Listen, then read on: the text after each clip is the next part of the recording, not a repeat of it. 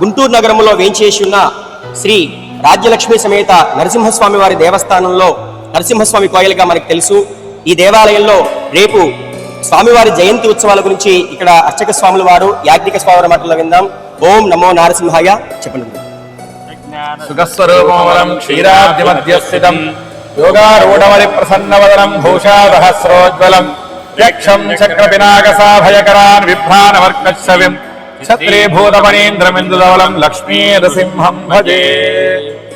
భగవద్బంధువులారా, గుంటూరు నగరంలో వేంచేసి ఉన్నటువంటి భక్తులందరి యొక్క పూర్వజన్మ సుకృతం ఇక్కడ వేంచేసి ఉన్నటువంటి ఆరగ్రహారంలో మన అందరి కోసం కొలువై తీరున్నటువంటి శ్రీ రాజ్యలక్ష్మి సమేత లక్ష్మీ నరసింహస్వామి యొక్క తిరునక్షత్ర మహోత్సవం, అలానే అంటే జయంతి ఉత్సవాలు, ఇవి 3 రోజులుగా ఇక్కడ మన ఆలయంలో జరుగుతున్నాయి.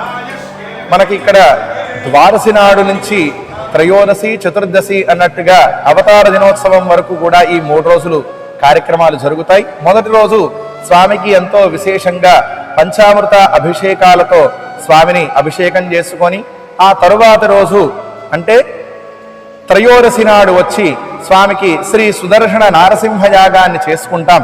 తరువాత స్వామి యొక్క తిరునక్షత్ర దినం అంటే చతుర్దశి నాడు వచ్చి స్వామి యొక్క ఉదయం నుంచి ఆరాధనలు నిత్యోత్సవాలు అన్నీ జరిగిన తరువాత సాయంకాలం 7 గంటలకి తిరుకల్యాణ మహోత్సవం జరుగుతుంది.